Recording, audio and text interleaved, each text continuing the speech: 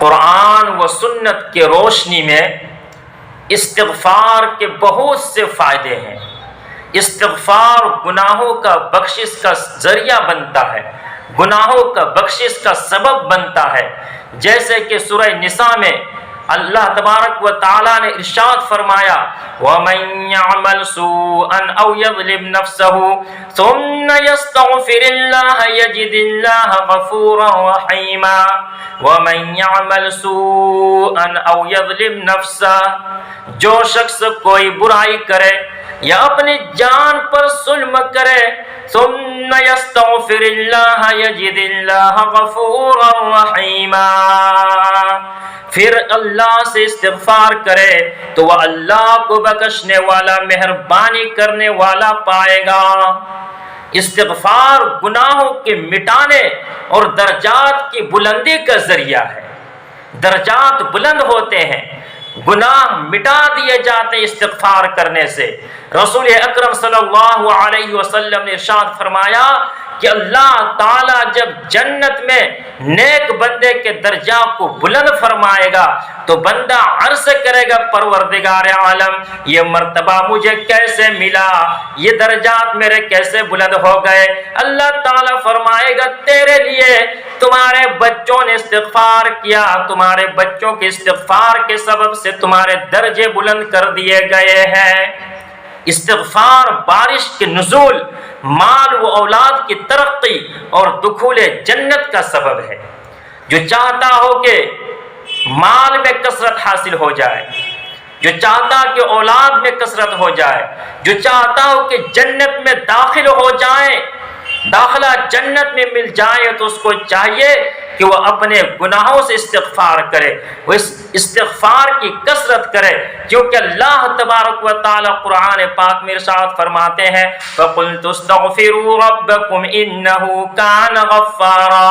يُرْسِلِ السَّمَاءَ عَلَيْكُمْ مِدْرَارًا وَيُمْدِدْكُمْ بِأَمْوَالٍ وَبَنِينَ وَيَجْعَلْ لَكُمْ جَنَّاتٍ وَيَجْعَلْ لَكُمْ أَنْهَارًا فَقُلْتُ اسْتَغْفِرُوا رَبَّكُمْ، اور میں نوح علیہ السلام نے کہا اپنی قوم سے کہ اپنے رب سے اپنے گناہ بخشواؤ اور معافی مانگو، وہ یقیناً بڑا بخشنے والا ہے، وہ تم پر آسمان کو خوب برستا ہوا چھوڑ دے گا اور تمہیں خوب پے در پے مال اور اولاد میں ترقی دے گا اور تمہیں باغات دے گا اور تمہارے لیے نہریں نکال دے گا۔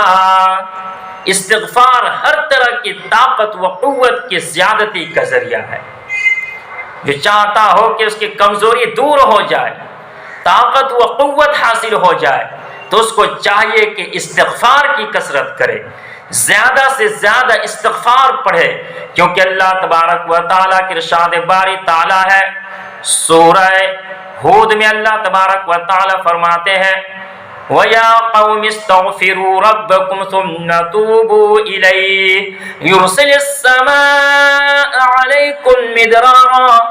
وَيَزِدْكُمْ قُوَّةً إِلَىٰ قُوَّتِكُمْ وَلَا تَتَوَلَّوْا مُجْرِمِينَ کہ میری قوم کے لوگوں، تم اپنے پالنے والے سے اپنی تقصیروں کی معافی طلب کرو اور اس کی جناب میں توبہ کرو تاکہ وہ برسنے والا بادل تم پر بھیج دے اور تمہاری طاقت اور قوت بڑھا دے اور تم جرم کرتے ہوئے روگردانی نہ کرو۔ استغفار سامان زندگی کا سبب ہے۔ ارشاد باری تعالیٰ ہے وَأَنِ اسْتَغْفِرُوا رَبَّكُمْ ثُمَّ تُوبُوا إِلَيْهِ يُمَتِّعْكُمْ مَتَاعًا حَسَنًا إِلَىٰ أَجَلٍ مُّسَمًّى وَيُؤْتِ كُلَّ ذِي فَضْلٍ فَضْلًا، اور یہ کہ تم لوگ اپنے گناہ اپنے رب سے معاف کراؤ، پھر اسی کی طرف متوجہ رہو، وہ تم کو وقت مقررہ تک اچھا سامان زندگی دے گا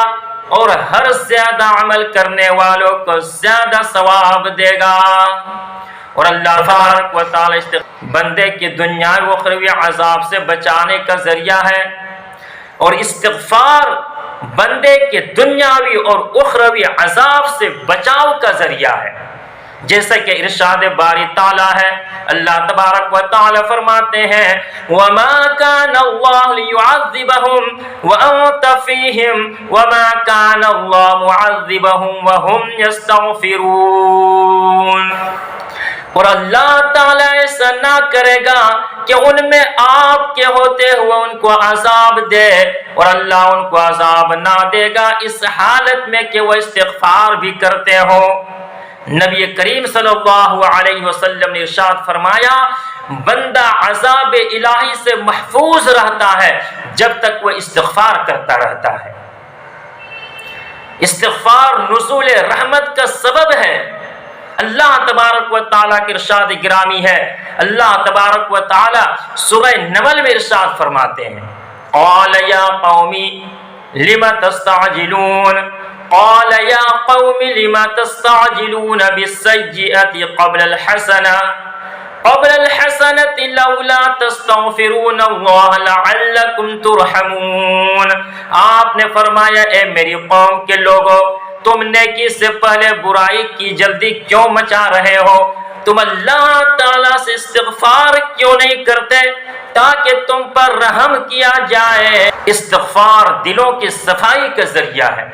نبی اکرم صلی اللہ علیہ وسلم نے ارشاد فرمایا کہ مومن بندہ جب گناہ کرتا ہے تو اس کے دل پر ایک سیاہ نقطہ پڑ جاتا ہے، اگر وہ گناہ چھوڑ کر توبہ و استغفار کر لیتا ہے تو اس کا دل صاف ہو جاتا ہے، اور اگر گناہ پر گناہ کیے جاتا ہے تو وہ سیاہی بڑھتی جاتی ہے یہاں تک کہ اس کے پورے دل پر چھا جاتی ہے۔ یہی وہ رین ہے جس کا ذکر قرآن مجید میں اللہ تبارک و تعالی نے فرمایا کہ کلا بل ران علی قلوبہم ما کانوا یکسبون، یوں نہیں بلکہ ان کے دلوں پر ان کے اعمال کی وجہ سے زنگ چڑھ گیا ہے۔